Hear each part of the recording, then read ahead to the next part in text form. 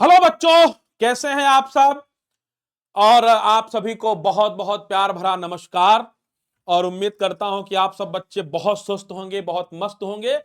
और एक बहुत जरूरी बात जो मुझे आपसे करनी थी, मैं कई दिनों से अपने कमेंट सेक्शन में यूट्यूब पर लगातार ये चीज देख रहा था कि कई बच्चे हमसे पूछ रहे थे कि सर, हमने अभी तक कुछ भी नहीं पढ़ा है, हम बहुत परेशान हैं, बहुत तनाव बढ़ता जा रहा है, तो सर क्या करें, अब हम कैसे करें। अब फरवरी में एग्जाम है और हमारे पास मुश्किल को 30 से 32 दिन बचे हुए हैं, तो सर अब क्या करना चाहिए।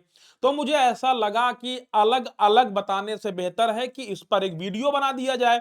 तो आज हम इस वीडियो के माध्यम से आपके साथ इसलिए जुड़ना चाहते हैं कि बेटा, अभी भी आपके पास पर्याप्त समय है।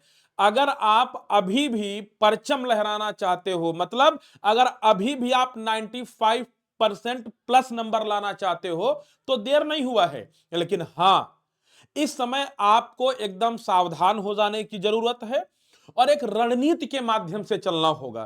क्योंकि जब समय कम हो तो प्लान बनाना बहुत जरूरी होता है। ठीक है, हमारे पास जब बहुत कम समय हो, लड़ाई बहुत लंबी हो, तो अगर आपके पास अच्छी रणनीति, अच्छा प्लान नहीं होगा तो आप सक्सेस नहीं पाएंगे।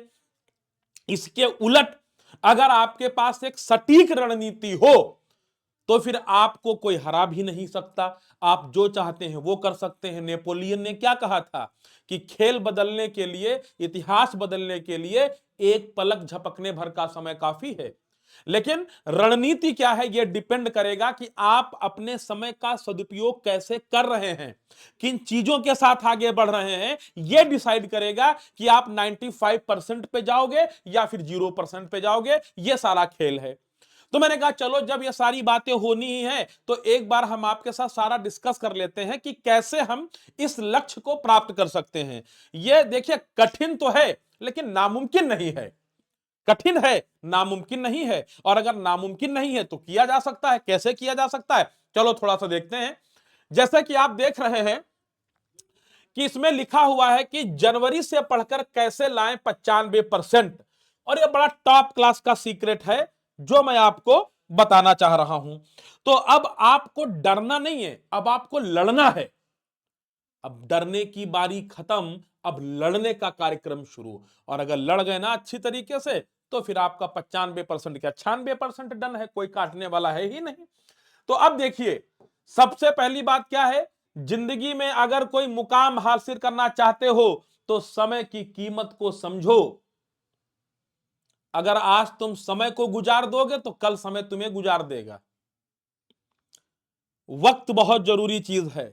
अगर आपने वक्त को अपने हाथ में पकड़ के रखा ना, तो वक्त आपकी तकदीर बदल देगा। और अगर वक्त को आपने गंवाया तो वक्त ना आपका पूरा कहानी बदल देगा, और ऐसी बदलेगा कि फिर आप यही कहेंगे कि काश हमने कर लिया होता। तो अभी जो वक्त है उसकी एक एक सेकंड की कीमत है आपके लिए। Every second is very important for you. तो अगर जिंदगी में कोई बहुत बड़ा लक्ष्य प्राप्त करना है, कोई बहुत बड़ा मुकाम हासिल करना है, तो आपको आज अपने वक्त की कीमत को समझना होगा। तो समझो अपने वक्त की कीमत, और जितने दिन आपके पास बचे हैं, 30 से 32 दिन, सब कुछ भूल जाओ। सिर्फ आपके दिमाग में एक बात चलनी चाहिए, यह मेरा सिलेबस और यह मेरी तारीख। और इस तारीख तक हमें अपना पूरा सिलेबस खत्म करके और 100% कॉन्फिडेंस के साथ एग्जाम में बैठना है। कौन हरा पाएगा आपको, कोई ऐसा पैदा नहीं हुआ। इसके बाद अगर हम आपसे कहें, तो ये जो वीडियो है पूरा, ये सब आप छोटे भाई बहनों के लिए है। और ऐसे भाई बहनों के लिए हैं जो हमको खूब कमेंट करते हैं, क्या कहते हैं, सर अभी तो हम कुछ भी नहीं पढ़ पाए हैं, सर हमको डर लग रहा है कहीं फेल ना हो जाए, और सर हम ये भी चाहते हैं कि केवल जनवरी भर जो हमारे पास समय बचा है, इसको पढ़ करके हम 95% नंबर ले आए। इच्छा तो ऐसी है लेकिन इच्छा जगी बड़ी देर में। तो निराश होने की जरूरत नहीं है। अभी भी सही समय पे आपको इस बात का एहसास हो चला है। अभी भी कंट्रोल अपने हाथ में है। तो ये वीडियो उन्हीं बच्चों के लिए, उन्हीं भाई बहनों के लिए है जिनको इस बात का डर सता रहा है कि हाय कहीं फेल ना हो जाए। किनारे करो, 95% नंबर कैसे लाएं इसको अंदर करो, इस पे काम करें ना, बाकी सब चीजें छोड़िए आप। मैं बता रहा हूं ना, मैं आपको ये चीज मैं वादा कर रहा हूं, बहुत यकीनी तौर पे मैं आपसे कह रहा हूं कि 30 दिन का भी समय है, 30 क्या, आज से तो अभी 33-34 दिन है आपके पास, पर्याप्त है, पर्याप्त है। कैसे बढ़ना है आगे, आगे कैसे बढ़ना है, हमें इस पे विचार करना होगा। तो देखो, सबसे पहले अगर हम बात करें तो पहले आप अपने एग्जाम के पैटर्न को समझो। सबसे पहले आप अपने एग्जाम के पैटर्न को समझो। अगर आपके एग्जाम के पैटर्न को देखें तो आपके 50 प्रश्न आते हैं एमसीक्यू, और 30 प्रश्न आपके मतलब 100 प्रश्न आते हैं एमसीक्यू, और 30 प्रश्न आपके आते हैं डिस्क्रिप्टिव। ठीक है, और इसमें से ये शॉर्ट आंसर होते हैं, 8 भी आते हैं डिस्क्रिप्टिव, ये लॉन्ग आंसर होते हैं। अब इसमें से आपको 50% करना है, 50% करना है। ठीक है, हो जाएगा। उसके लिए करना क्या पड़ेगा, 95% लाने के लिए हमारे पास 5 सूत्र हैं, ये 5 टैबलेट हैं जिनको आपको लेना है। और कब तक लेना है, 1 फरवरी, जब जिस दिन आपका एग्जाम है उस दिन तक लेना है। तो ये 5 कैप्सूल क्या है, तो पहला कैप्सूल हम आपको बताएं क्या है। पहला कैप्सूल यह है कि हर चैप्टर के इंपॉर्टेंट टॉपिक्स की जानकारी आपके पास होनी चाहिए। अब हर चैप्टर की इंपॉर्टेंट जानकारी कहां से मिलेगी, क्योंकि जब तक आपका सिलेबस नहीं तैयार होगा तब तक आप कैसे आगे बढ़ पाएंगे। तो जरूरी है कि इस 1 महीने में जितने भी सिलेबस में आपके चैप्टर्स हैं, लगभग हर चैप्टर की जानकारी मोटी मोटी आपके पास हो, पहला काम। तो इसलिए आज से आप पहले अपना सिलेबस पूरा निकाल के रखिए और कोशिश करिए कि एक बार एक चैप्टर को आप पढ़ जाइए, सरसरी निगाह से पढ़िए, बहुत गहराई में 2-4 दिन देके नहीं पढ़ना है। अगर 15 चैप्टर हैं तो 15 चैप्टरों को आप कोशिश करिए 2-3 दिन में निपटा दीजिए। ठीक है, अगर 10 को है तो उसको 1-8 दिन में निपटा दीजिए। मेहनत करना पड़ेगा, आप 8-10 घंटे आपको पढ़ना पड़ेगा। तो आप सारे जितने भी चैप्टर्स हैं कम से कम उनका परिचय प्राप्त हो कि हाँ ये चैप्टर है, इसमें मोटी मोटी ये बात कही गई है, ठीक है, इसमें ये है, उसमें वो है, ऐसे करके आप उसको एक बार देखिए। तो सबसे पहले अपने हर चैप्टर के महत्वपूर्ण टॉपिक्स को एक बार देखिए, उसको अपने दिमाग में बसाइए, पहली कहानी। दूसरी बात क्या करनी है, अच्छा दूसरा क्या करना है, दूसरा काम यह करना है, ठीक है, कि अब हार्ड वर्क नहीं स्मार्ट वर्क काम आएगा। मतलब क्या है, अब आपको स्मार्ट वर्क करना होगा। स्मार्ट वर्क का मतलब मोबाइल पे पढ़ाई करना नहीं होता।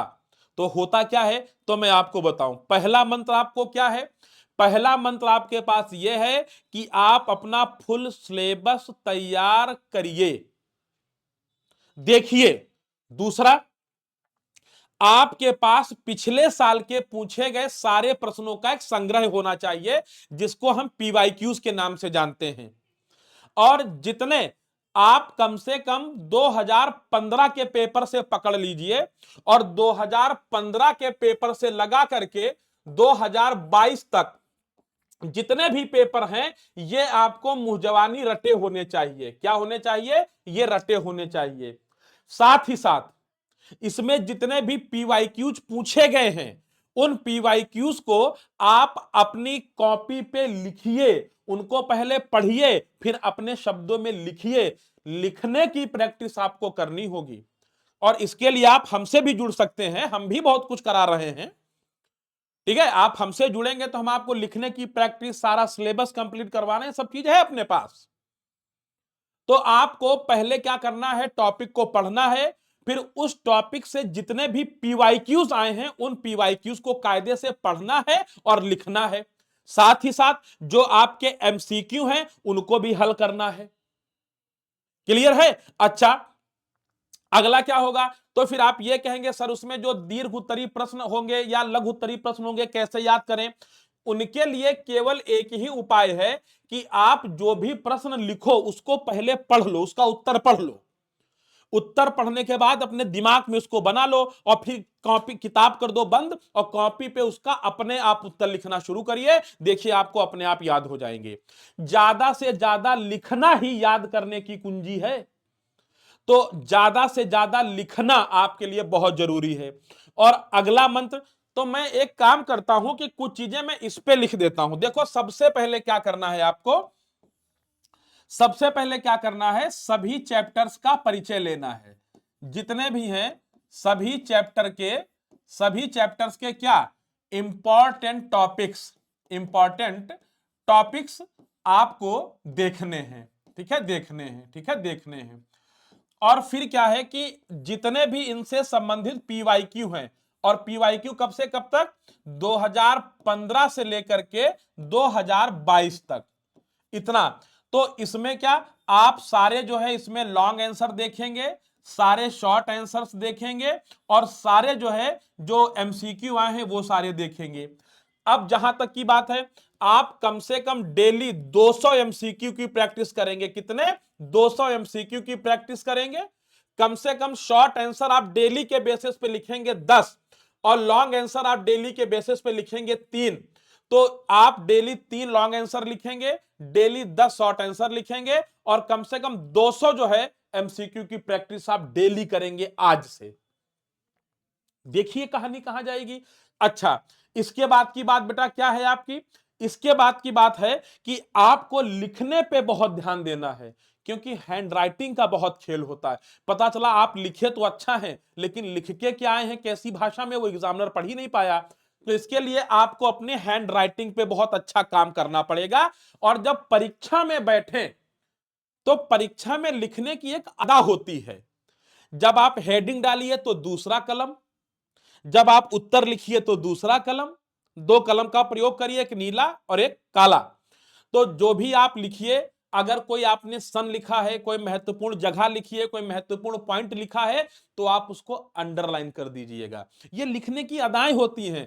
दूर दूर बड़ा बड़ा साफ साफ लिखिएगा, जिससे कि एग्जामिनर कम से कम यह समझ पाए कि आप क्या लिखना चाहते हो, ये समझ पाए कि आप क्या लिखना चाहते हो। तो क्या मूल मंत्र हो गए, आपको करना है स्मार्ट स्टडी।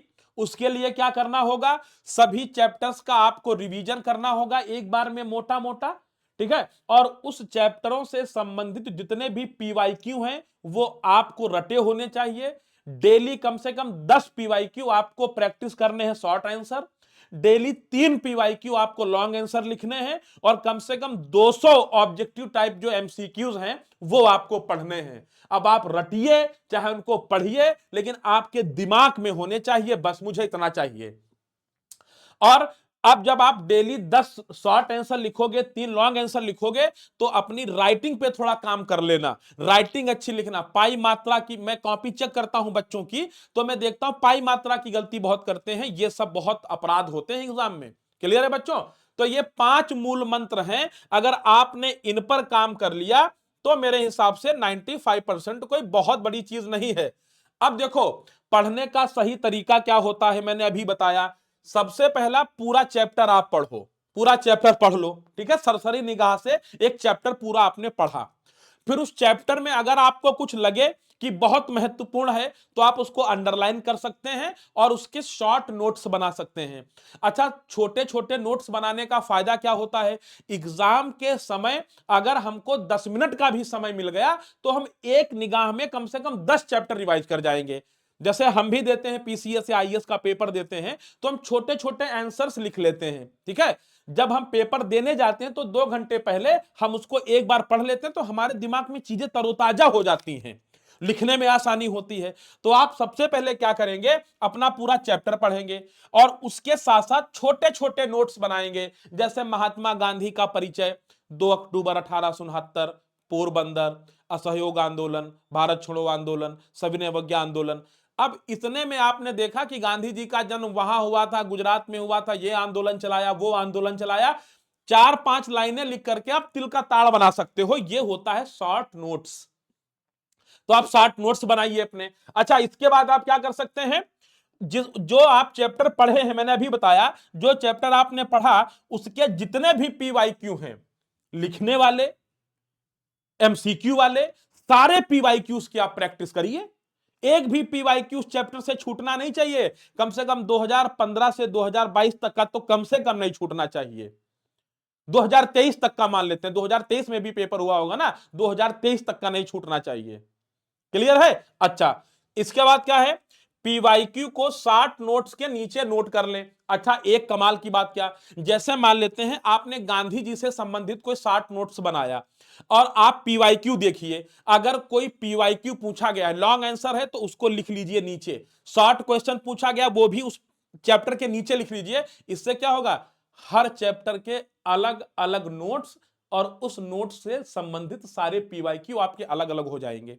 जैसे मान लेते हैं एक चैप्टर लेते हैं संविधान का निर्माण, तो आपने संविधान के निर्माण से संबंधित नोट्स बनाए, अब आपने पीवाईक्यू पढ़ना चालू किया तो आपने देखा कि ये वाला पीवाईक्यू पूछा गया है, एक क्वेश्चन ये, एक क्वेश्चन ये, 4 क्वेश्चन ये, उन सबको उसी चैप्टर में नोट्स कर लीजिए अपने नोट्स के साथ। इससे क्या रहेगा, इससे आपको उन क्वेश्चन, अगर कभी वो क्वेश्चन पूछ लिए गए तो आपको लिखने में बहुत आसानी होगी। अच्छा, अब नया चैप्टर शुरू करने से पहले पुराना चैप्टर डेली आधा घंटा रिवाइज करिए। जैसे आज आपने संविधान का निर्माण पढ़ा, कल आपका चैप्टर महात्मा गांधी की राजनीति में भूमिका है, तो पहले आज वाले चैप्टर को अगले दिन आधा घंटा रिवाइज करो। जब आज वाला पढ़ा कल रिवाइज हो जाए तब अगले वाले चैप्टर पे बढ़ो। फिर ऐसे ही कल वाले चैप्टर को परसों आधे घंटे रिवाइज करो, फिर अगले चैप्टर पे बढ़ो। तो इस तरीके से बच्चों क्या करना है, देखो रिवीजन का एक तरीका होता है, कैसे करता है रिवीजन, देखो जैसे आज आपने एक चैप्टर पढ़ा, आज आपने चैप्टर पढ़ा जैसे शीत युद्ध का चैप्टर आपने पढ़ा, शीत युद्ध, ठीक है, शीत युद्ध, आपने शीत युद्ध का चैप्टर पढ़ा, ठीक है, चैप्टर पढ़ लिया। चैप्टर पढ़ने के बाद अब आप सीधे जाएंगे पीवाईक्यू पर। अब इसमें आप देखिए क्या कोई लॉन्ग आंसर वाला है या कोई शॉर्ट आंसर का है या ऑब्जेक्टिव टाइप है, मतलब एमसीक्यू है, जो कुछ भी हो आप ढूंढ के इसको इसी चैप्टर के नीचे लिख लेना है। मतलब जो आप नोट्स बनाएंगे, नोट्स के नीचे उसी पेज में आपको सारे लिख लेने हैं और इनकी प्रैक्टिस कर लेनी है, इनको अपने शब्दों में लिख के रख लेना है। अच्छा, अब इसके बाद आपको क्या करना है, आप अगले दिन क्या करेंगे, जैसे दूसरा चैप्टर पढ़ेंगे, तो ये दूसरा चैप्टर शुरू करने से पहले आपको ये वाला चैप्टर एक बार 30 मिनट के लिए फिर पढ़ लेना है। तो इससे क्या होगा, आपका जो डाउट होगा वो सारा क्लियर हो जाएगा और ये वाला चैप्टर आपका एकदम क्लियर हो जाएगा। अब आप आधे घंटे बाद नया चैप्टर शुरू करिए, इसको पढ़ने के बाद जो इसका पहले इसके शॉर्ट नोट्स बनाइए, इससे संबंधित जितने भी पीवाईक्यूज हैं, चाहे वो जो कुछ भी हो, डिस्क्रिप्टिव हो, ऑब्जेक्टिव हो, उनको सबको इकट्ठा करके इसी में लिख लीजिए। और फिर अगले दिन जब तीसरा चैप्टर शुरू करिए तो पहले दूसरे चैप्टर का आधा घंटा रिवीजन, फिर तीसरा चैप्टर। तो इस तरीके से क्रमबद्ध तरीके से अगर आप आगे बढ़ेंगे तो निश्चित रूप से आपकी सफलता तय है। इसी को कहते हैं स्मार्ट स्टडी, ठीक है, मिनिमम इनपुट मैक्सिमम आउटपुट, ठीक है। तो इस समय हमको इसी थीम पे काम करना है कि बहुत कम समय है और लक्ष्य बहुत बड़ा है, तो उसके लिए हमको क्या करना पड़ेगा, अपना दिमाग थोड़ा शार्पनेस, अपने दिमाग की हमको यूज करनी पड़ेगी। तो उसके लिए हमने आपको रणनीति बना दी, क्या, सबसे पहले चैप्टर को रिवाइज करो, आपको आपका सिलेबस याद होना चाहिए, सारे चैप्टर्स को रिवाइज करिए, हर चैप्टर के पीवाईक्यूज देखिए, उनको लिखिए। अब बिना लिखे काम नहीं चलने वाला, क्योंकि बहुत बड़ा गेम लेखनी में छुपा है। और अभी भी अगर आप डेली डेली 10 से 12 प्रश्न लिखिए डेली, तो एक महीने में कितने हो जाएंगे, तकरीबन 400 प्रश्न आप लिख चुके होंगे। और अगर 400 प्रश्न आप लिख के जाएंगे तो कोई काट नहीं सकता कि आपको सारे प्रश्न लिखे वाले ही मिल जाए एग्जाम में। क्या होता है एग्जाम में, केवल भाषा बदलती है, कंटेंट वही रहता है। तो अगर आपकी लिखने की है, अगर आपका कलम नहीं रुका एग्जाम हॉल में, तो आप समझ लीजिए 90 प्लस तो आप ऐसे ही निकल गए। आई बात समझ में? तो लिखने की प्रैक्टिस जरूर करनी है, पिछले साल के पेपर्स जरूर देखने हैं, रट जाना है पूरा, ठीक है। तो बिना इसके आपका काम होगा नहीं, और अगर ये कर लिया ना तो फिर 95% यहां जेब में पड़े हैं, चाहे जब ले लेना, कोई दिक्कत वाली बात नहीं है। और ये तो कहानी रही, इसके साथ ही साथ हमें उन चीजों पर भी ध्यान देना होगा अब इन 30 दिनों के लिए जो हमारे टाइम को किल करती हैं। वो कौन कौन सी चीजें हैं बेटा जो हमारे टाइम को किल करती हैं?